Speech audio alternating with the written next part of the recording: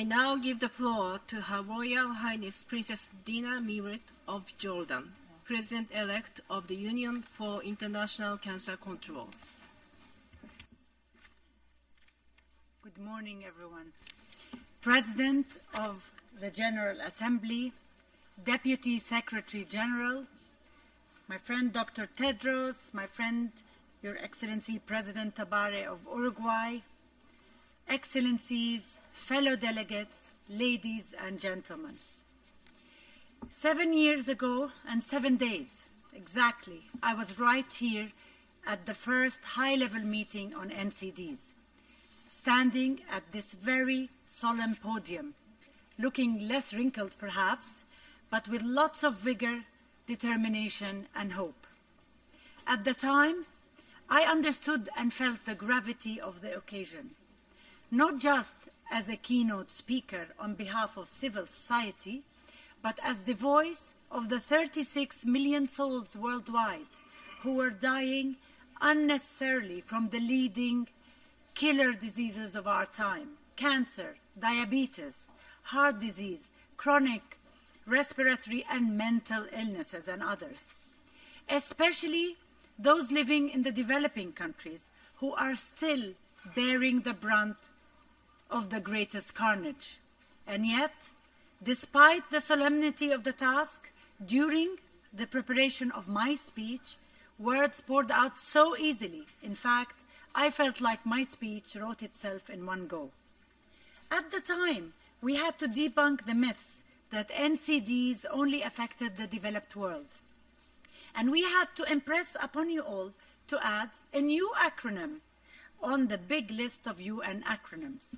When we spelled out the letters NCD, etching non-communicable diseases front and center on our list of diseases to pay attention to immediately and urgently.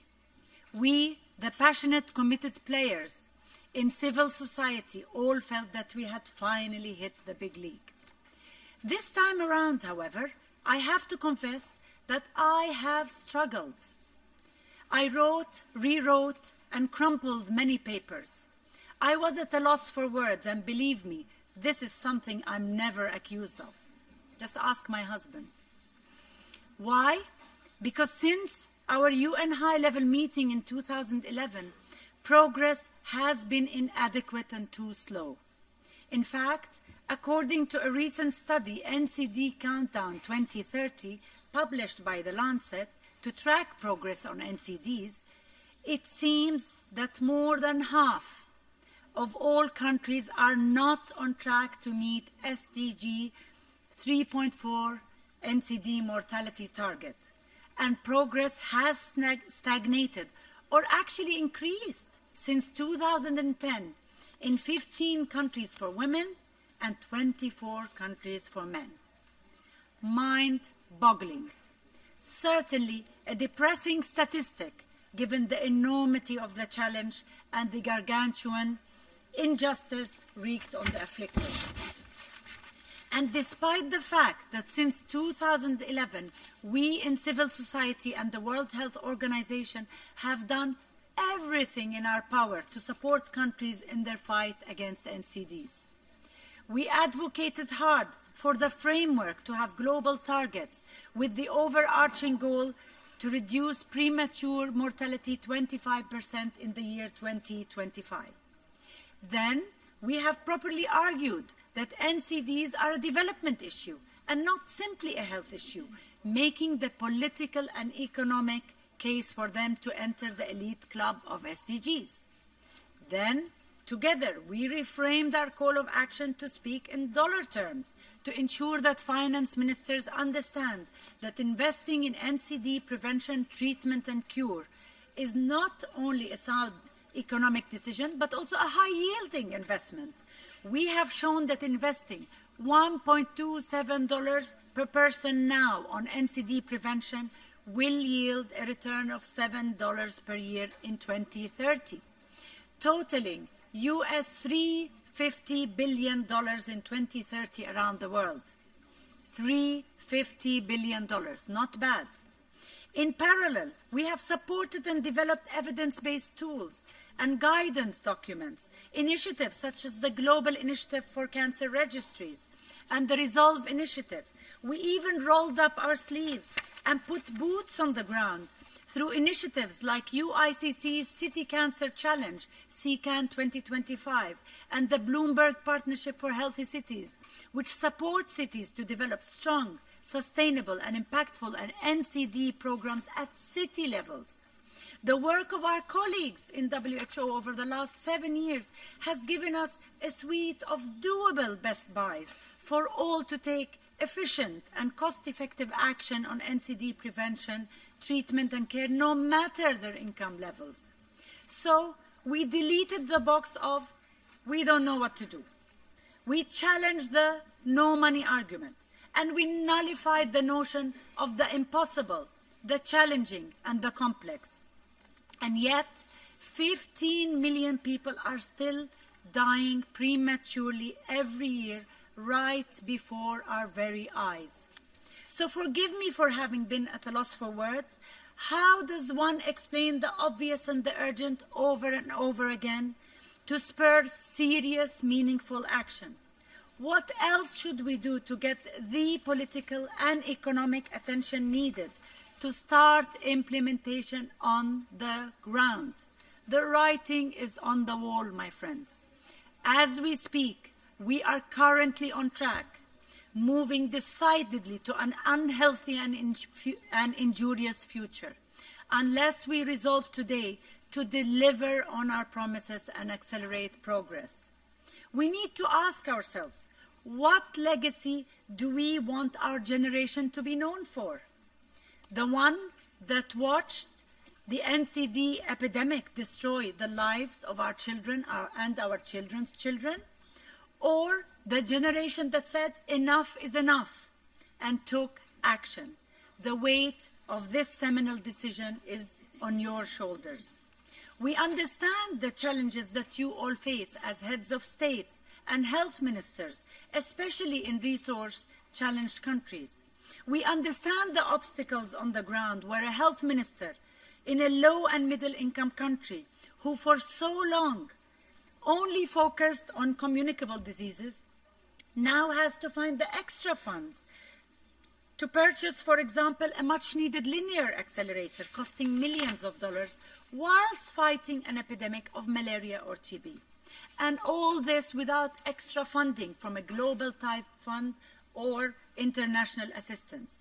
Sometimes it seems to many of us that it is far easier to fund weapons to wage war that destroy lives than it is to financially support the wholesome actions that will save them.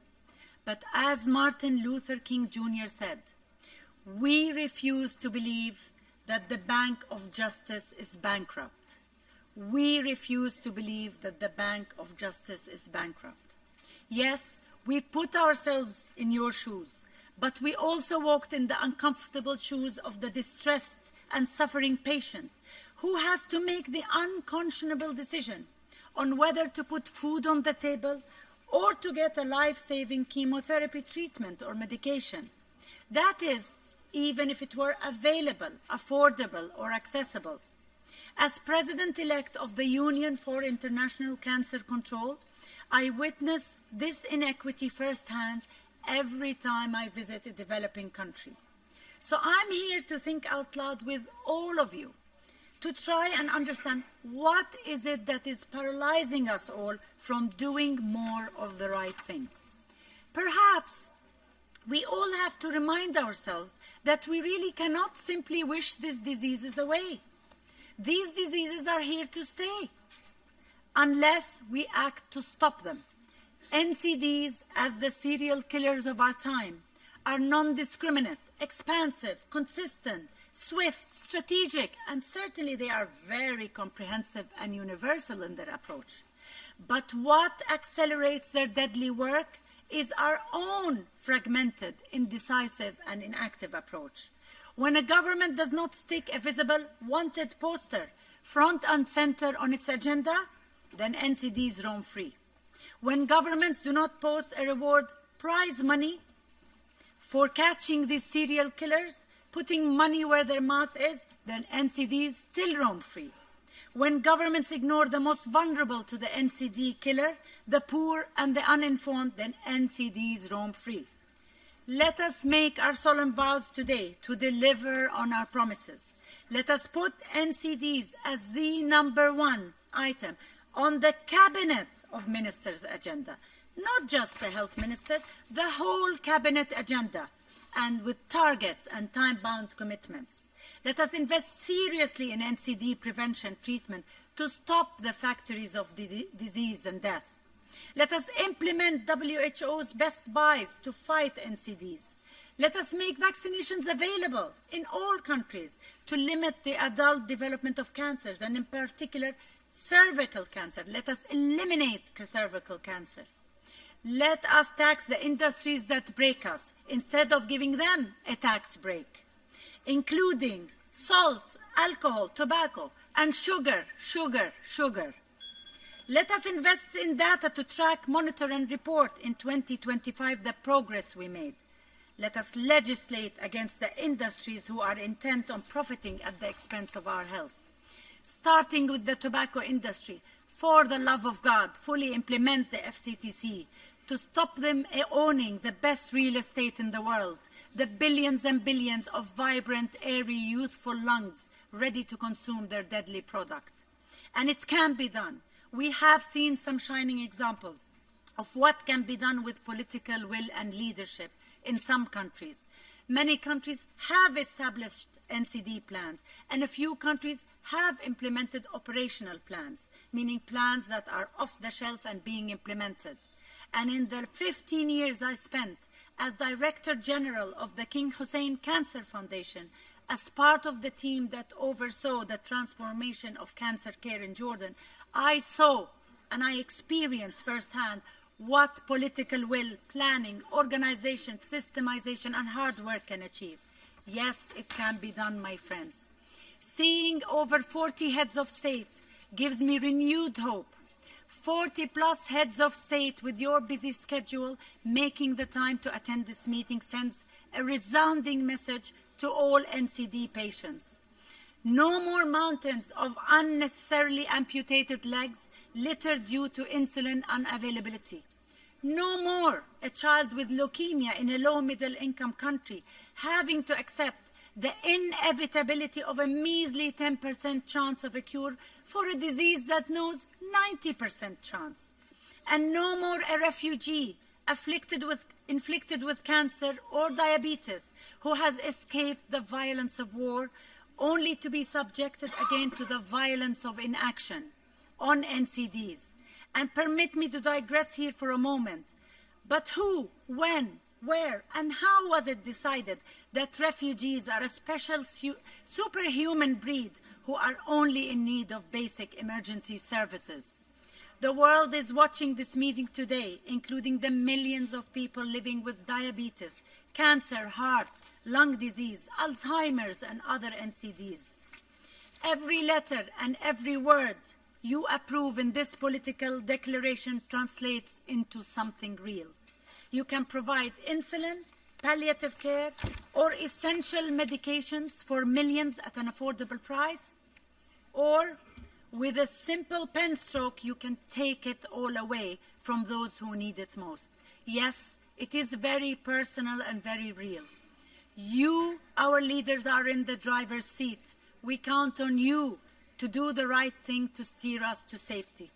Let us vow to make this UN high-level meeting the seminal meeting that will finally start to deliver on the ground. And be encouraged by the words of one of my greatest heroes, Nelson Mandela. It always seems impossible until it is done. Thank you very much.